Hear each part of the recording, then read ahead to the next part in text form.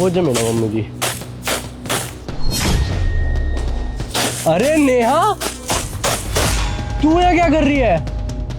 Mummy आना एक बार। हाँ क्या? तो दिखा।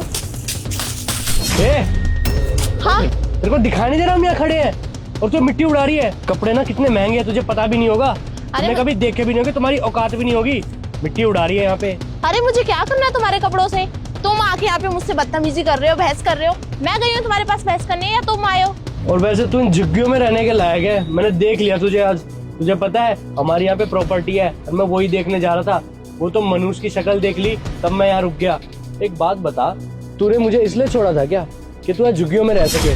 अरे मैं तुझसे कितना प्यार करता था, तेरी हर चीज करने के लिए मैं राजी था, लेकिन तूने मुझे छोड़ा। अगर तू मेरे साथ होती ना तो रानियों की तरह रह रही होती। आसमानी, मैं चाहे जैसे भी रह रही हूँ, जैसे भी घर में रह रही हूँ, मैं बहुत खुश हूँ। और मुझे नहीं लगता जो खुशी मुझे यहाँ रह के मिलती है वो तुम्हारे साथ कभी मिलती भी। और मेरा पति ना मुझसे बहुत प्यार करता है, तो मुझे तुम्हारी सिंपैथी की ना कोई जरूरत नहीं है, समझे? अच्छा, तू प्यार की बात कर रही है? प्यार से पेट भर जाता है क्या तेरा? अगर तू मेरे साथ रहती ना, तेरे बोलने से पहले तेरी सारी ख्वाहिशें पूरी कर देता। वैसे भी तेरा पति क्या करता होगा? ईंट ढोता होगा, ऑटो रिक्शा चलाता होगा या यहाँ मजदूरी करता होगा पीछे वाली बिल्डिंग में, है ना? मेरा पति चाहे जो भी करता हो वो मुझे बहुत खुश रखता है। और तुम्हें क्या करना, मैं कैसे रह रही हूँ, कैसे नहीं रह रही हूँ, खुश रह भी रही हूँ या नहीं रह रही, तुम जो काम करने हैं वो काम करो ना, और यहाँ से जाओ। क्यों मेरी जिंदगी में तुम टिप्पणियां कर रहे हो यहाँ पे खड़े होके? मुझे भी कोई शौक नहीं है तेरे जैसे मुंह लगने का। मुझे तेरी औकात दिखानी थी कि तूने क्या खोया और क्या पाया है, समझी?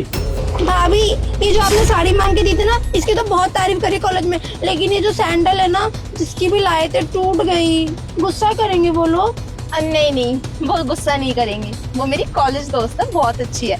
अच्छा तुम ना टेंशन मत लो, अगले टाइम में तुम्हें नई साड़ी और नई सैंडल दिलवाऊंगी सुंदर से, ठीक है? तू कहाँ से नई साड़ी ला के देगी? जो तू पहले ही मांग के दे रही है उसको। चप्पल तू मांग के लाई है, साड़ी तू मांग के लाई है, कैसे उसकी इज्जत करवा रही है? अरे मम्मी जी, खाना भी मांग के खाते होंगे ये लोग, है ना?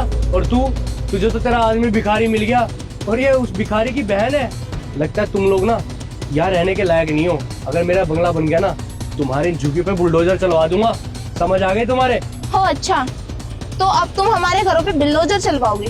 एक बात बताओ, किस बात की अकड़ है तुम दोनों के अंदर?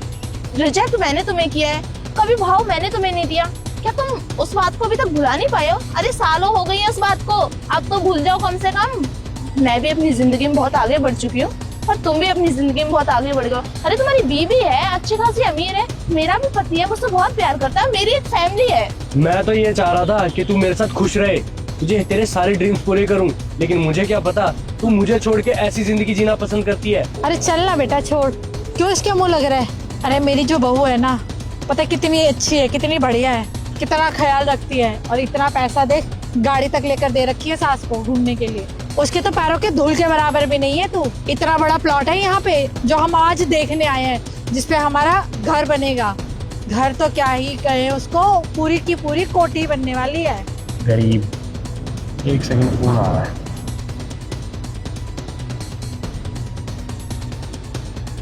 हेलो, ठीक है। किसका फोन है बेटा? अरे मम्मी, वही पुराना तमाशा।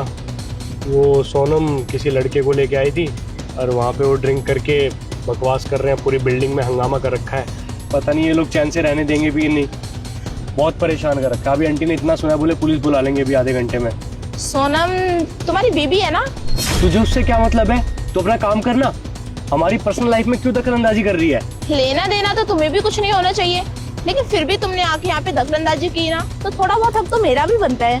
वैसे अभी तुम कितनी लंबी लंबी फेंक रहे थे ना, मेरी बीबी ये है वो है, बहुत अमीर है, मैं उसे बहुत प्यार करता हूँ, रानियों के जैसे बना के रखता हूँ, और अगर मैं तुमसे शादी कर लेती तो मैं भी रानियों जैसी रहती, है ना? यही कहा था ना तुमने। और आंटी जी आपने क्या बोला था कि मैं तुम्हारी बहू के पैरों के धूल के बराबर भी नहीं हूँ। तो आंटी जी आपकी जानकारी के लिए एक बात बता दूं, मुझे आपकी बहू के पैरों की धूल के बराबर बिल्कुल नहीं बनना। जो अपने ससुराल में नए नए लड़के लाए, उनके साथ अय्याशियां करे, बेवड़ों की तरह पी के इधर उधर पड़ी रहे, कोई होश ही नहीं है, कोई उसकी इज्जत पे क्या हाथ डाल रहा है क्या नहीं, कुछ फर्क ही नहीं पड़ता। और वैसा ही ये पति है, क्या खाक पति बनेगा रे तू? एक बीबी नहीं संभाली जाती तुझसे।